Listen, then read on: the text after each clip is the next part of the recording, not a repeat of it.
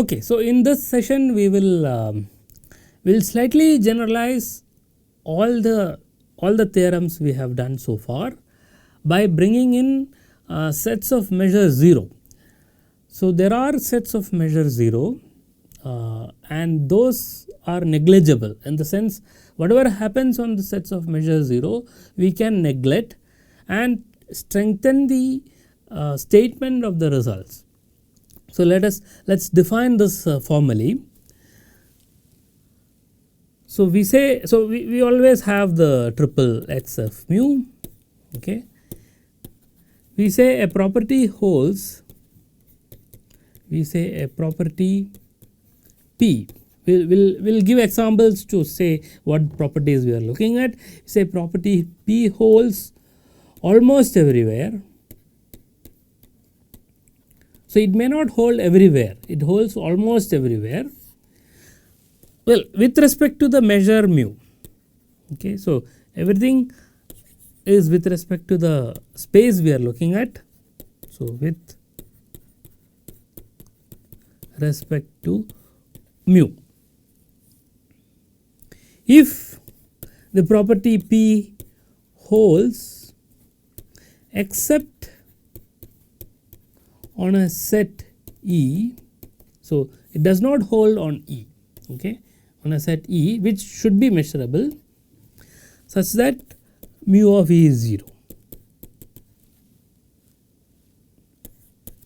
So what we mean is, I have some space X and I have a set E. Outside E some P holds, okay. P need not hold here, need not hold here, okay. But the important part is the set where P does not hold has measure 0.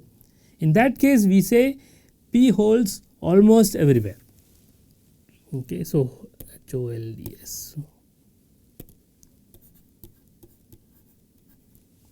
and we will write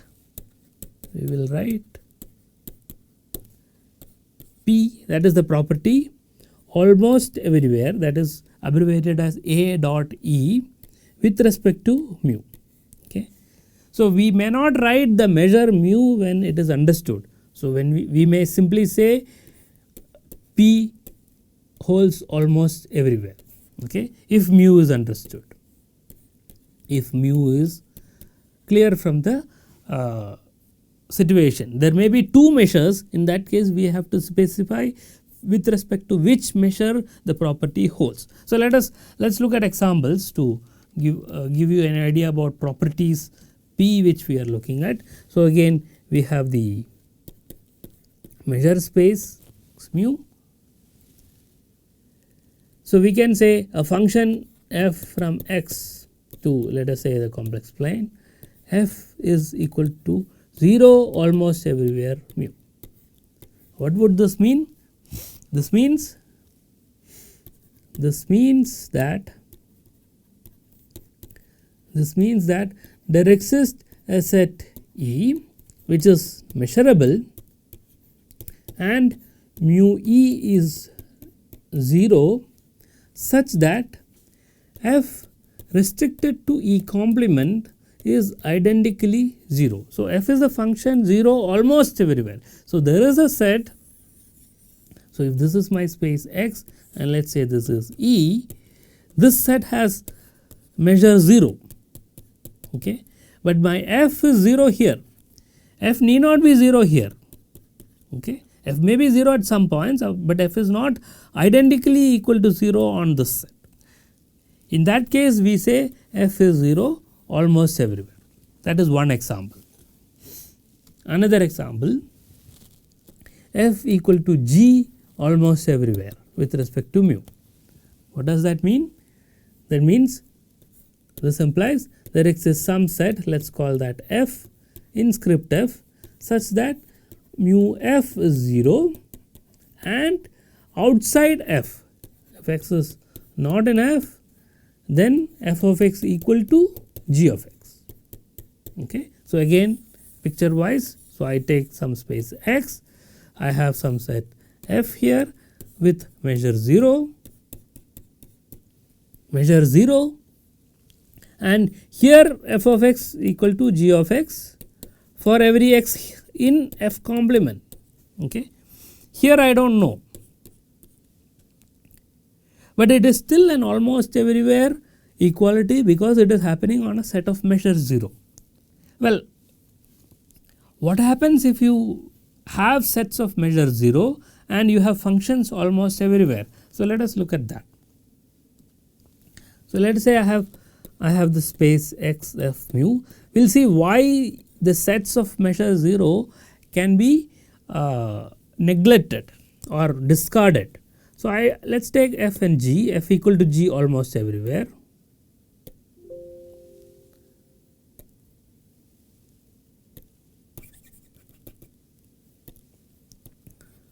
Suppose I have two functions f and g both in L1 of mu, okay, and f equal to g almost everywhere. Then integrals of f and integrals of g are same. Well, why is that?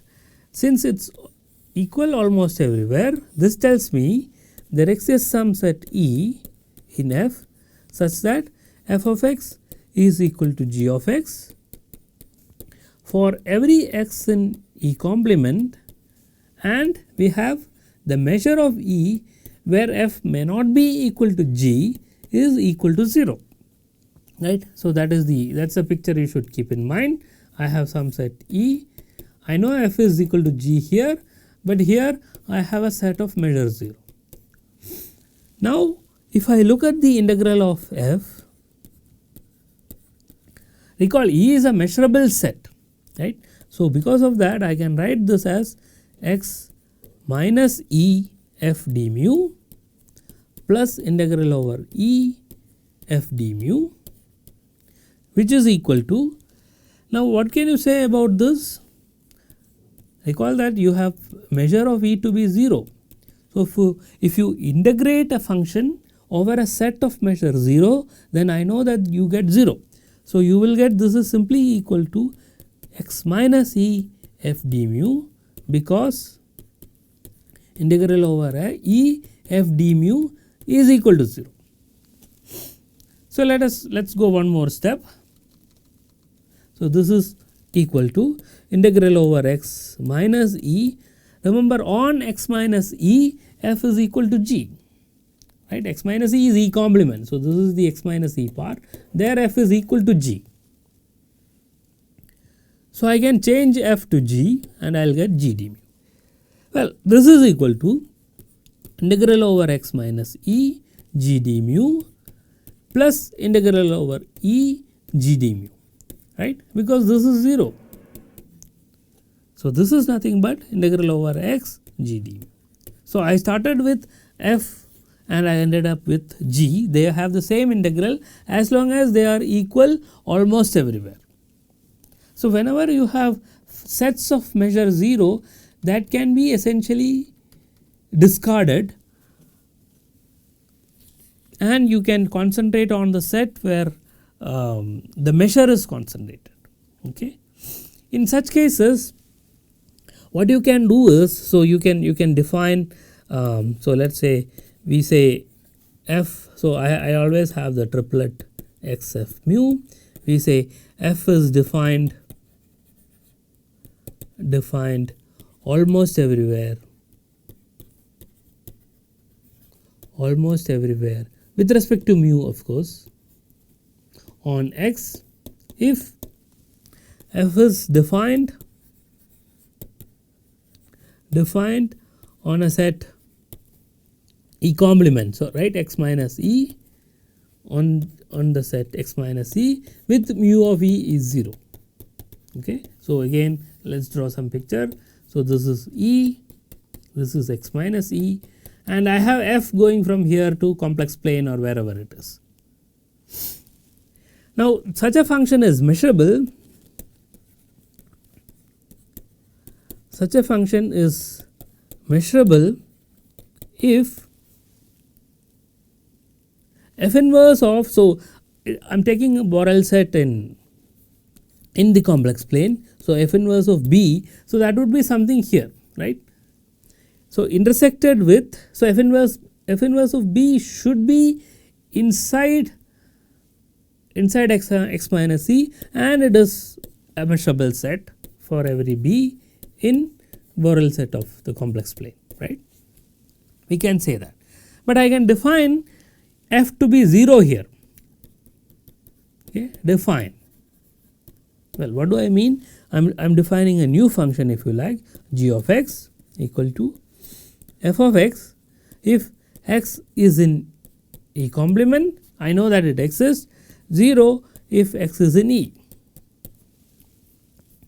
So, now G is defined everywhere, D is defined on the whole set X. Initially F was defined only on x minus E.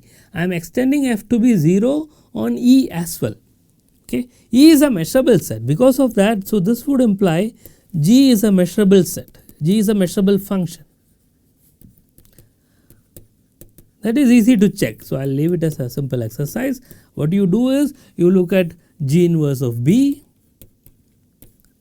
Well, this would be equal to F inverse of B and something, right, union or intersection depending on how you write it, with something else. But F is measurable, so I know that certain part of this will go inside script F, and the remaining is defined by E. Okay, so I will leave it to you to figure out what exactly this inverse image is, so that you can write you can prove that G is a measurable function. And of course, when you integrate G over E, it is 0. So, only whatever is in E complement will matter, that means whatever values of F on E complement will matter.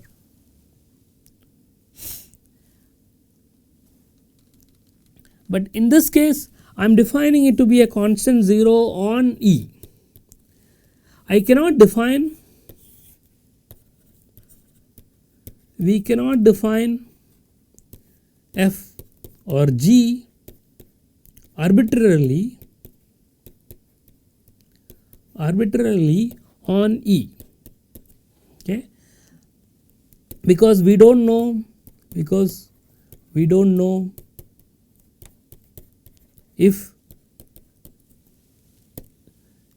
if subsets of E are measurable.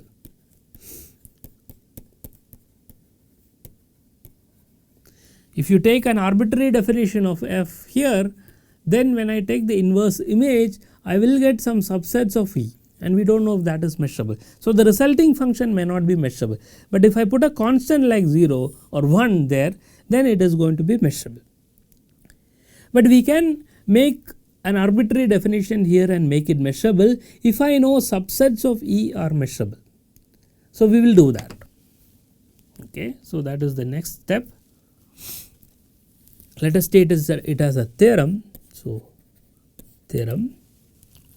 So, I have a triple x, f and mu. Okay.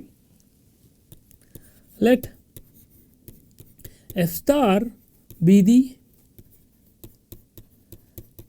collection of subsets of x, collection of subsets E of x. Okay. So, let us write this clearly. So, I am taking subsets E of x such that there exist A and B in script F. So, script F is the original sigma algebra we started with, and A is contained in E, contained in B, okay, and measure of B minus A is 0. Okay. Define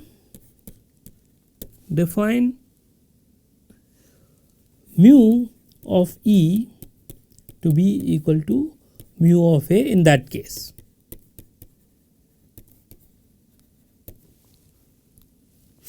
Then F star is a sigma algebra, if it's a sigma algebra, and and mu is a measure on F star. So let's read it again. I am starting with a sigma algebra F and I measure mu on a space X, and I am adding more sets. What kind of sets? I am taking any set E which has this property, right? There are two things. So it's sandwiched between A and B such that B minus A has measure 0. So let's look at a situation where A and B are in pictures. So I have X. So let us say I have a set E, A here, and something like B here. So let's draw it big. But measure of B minus A is 0. So this portion has measure 0, right? So this has measure 0. We are supposed to take sets E with this property. So I can take A and anything from here, right? So I am putting subsets of sets of measure 0 to the sigma algebra. Then I get a bigger sigma algebra and I can extend the measure to such sets. Recall that measure of A and measure of B are same. So anything inside has measure 0. So any set if I add to this, it should not change the measure of the set. So that is why this definition, right? Whatever you are adding to E is actually a part of set of measure 0. So it will not change the measure. Okay. So we have to prove that this is well defined and this defines a measure. So let's prove that. Okay.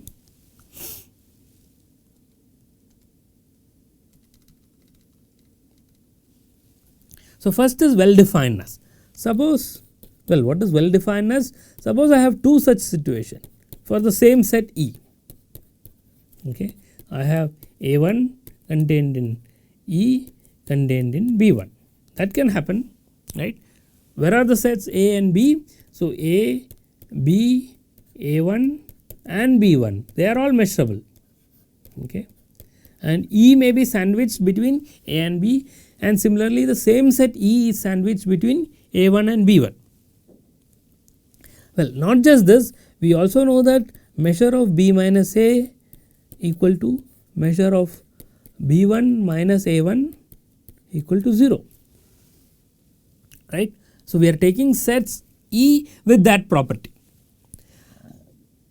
Now this gives me two definitions for measure of E. One is measure of A, mu of A, and mu of A1. I want to know if they are same.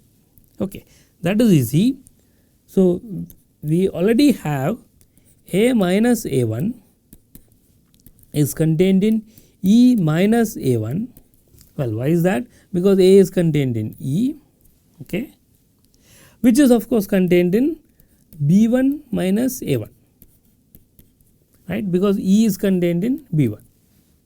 So this tells me measure of A minus A1, remember all these are measurable sets because they are all from the sigma algebra. This is of course less than or equal to measure of B1 minus A1 by monotonicity, but this is 0. So what did we prove? I have two sets A and A1. So it may be A may be like this, and let's say A1 is like this. So this is A, this is A1, this is the intersection, A intersection A1. What we proved was A minus A1. So A minus A1 would be this portion, right. So this portion is A minus A1. That has measure 0. That has measure 0. Okay. You do the same trick to prove that, well, which is this area. This is the area A1 minus A. This is A1 minus A. Use the same trick to prove that mu of A1 minus A. So, the measure of A, well, what is the measure of A? So, measure of A is simply measure of A intersection A1. So, that is this area, this is this area, plus measure of whatever is remaining, which is A minus A1, right, but this is 0. So, this is simply mu of A intersection A1. Okay. Similarly, the same argument works for measure of A1 as well, right. So, measure of A1 will also be equal to measure of A intersection A1. So, these two are equal. So, these two are equal. So, remember the definition for E, measure of E. So, I had A contained in E contained in B, mu of B minus A is 0, mu of E was defined to be mu of A, right, and I have A1 contained in E contained in B1, mu of B1 minus A1 equal to 0, and then mu of E will be mu of A1, but these two are same. So, these two are same. So, that is a well defined property of mu. So, any such extension is well defined. We need to show that it is actually a measure. So, to prove that mu is a measure on f star. Okay, so I missed one step. So, missed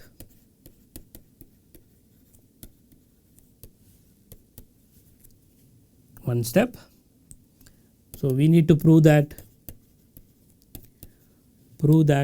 f star is a sigma algebra. F star is a sigma algebra. Okay. So, we'll start with the sigma algebra part, and then so that's easy. So, f star is a sigma algebra. Well, why is that? One, I have the whole space and this in f star, right. So, recall that anything in f is also in f star. Okay, that is a trivial thing. So, if I have E in f star, I need to prove E complement is in f star, but E is in f star means I have A contained in E contained in B such that A and B are in script f and mu of B minus A is 0. Okay. Now, A contained in E contained in B implies B complement is contained in E complement contained in A complement, and B minus A, this is same as A complement minus B complement. So, this implies that measure of A complement minus B complement equal to 0 because of this. So, this set E complement is sandwiched between two sets in script f whose difference has measure 0. So, this tells me that E complement is in f star, right. That is how f star is defined. All those sets which are sandwiched between two sets whose difference has measure 0. Third property is the countable union. So, let Ej belong to f star. Well, if I take Ej belonging to f star, then I know that there exists Aj in script f, Bj in script f such that Aj is contained in Ej contained in Bj, right. They are sandwiched between two sets from script f such that measure of Bj minus Aj is equal to 0. So, from here we get that what do we want to prove? We want to prove union. So, we are trying to prove, need to prove that union Ej belong to script f star, right, to 1 to infinity. Well, so from here we have union Aj, j equal to 1 to infinity. So, of course, contained in union Ej, j equal to 1 to infinity, of course, contained in union Bj, j equal to 1 to infinity. I know that this endpoint is in script f, this is in script f because script f is a sigma algebra. What I need to prove is the middle one is in script f star. That means the difference of this and this has measure 0. So, let us look at that. Union of Bj, j equal to 1 to infinity, minus union Aj, j equal to 1 to infinity, mu of that, right. I want to say this is 0. So, this is nothing but this is less than or equal to mu of union Bj minus Aj, j equal to 1 to infinity and equal to 0 because these have measure zeros, right. These are measure 0 sets, and if I take countable union of measure 0 sets, I will get measure 0. So, I use two things here. What are the two things? So, two steps or two identities used here, two things used here, things used. Well, what is one? First one is union Bj, j equal to 1 to infinity minus union Aj, j equal to 1 to infinity is contained in union Bj minus Aj, j equal to 1 to infinity. 2. If I have sets Fj, j equal to 1, 2, 3, etc., measure of Fj 0, then union Fj also has measure 0. Well, why is that? Because mu of union Fj, j equal to 1 to infinity is less than or equal to j equal to 1 to infinity mu of Fj. Remember the monotonicity properties and subadditivity property of the measure. So, all this is 0. So, the sum is 0 and so the union has measure 0. Countable union of sets of measure 0 is a set of measure 0. So, what we have proved is that script f is a sigma algebra. So, these three properties are fine.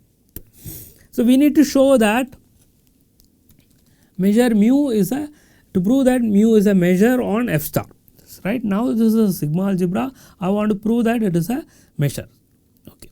So, suppose Ej are disjoint, suppose Ej, now they are in script f star, remember not in script f, j equal to 1, 2, 3, etc., are disjoint. Okay. So, because of this Ej being in f star, as earlier we have Aj contained in Ej contained in Bj and mu of Bj minus Aj is 0. Okay. Ej are disjoint.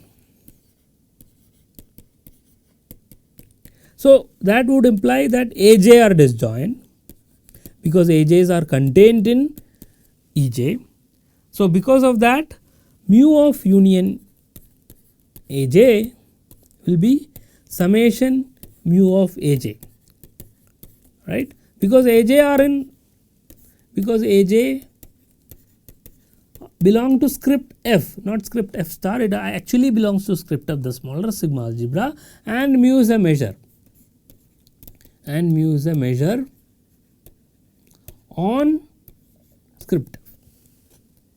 But this is same as summation j equal to 1 to infinity mu of Ej, right, because mu of Aj is same as mu of Ej, that is the definition, and this is of course same as mu of union Ej, right, j equal to 1 to infinity, right, because this was the smaller set contained in union Ej. So, let's go back here. Yeah. So, here we had a set here in script f and another set here in script f whose difference had measure 0, right. So, measure of the middle one was defined to be the measure of the smaller set. So, this tells me that if I start with Ej disjoint, then measure of the union is the sum of the measures. So, we have proved that X f star mu is a measure space, and it is called the completion of X f mu. Okay. When you complete the measure space, you are actually adding sets of measures 0. So, f star is obtained from f by adding subsets of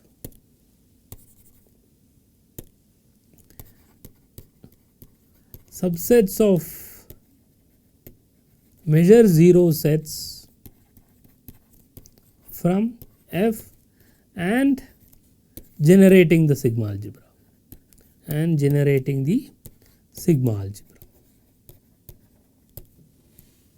Okay.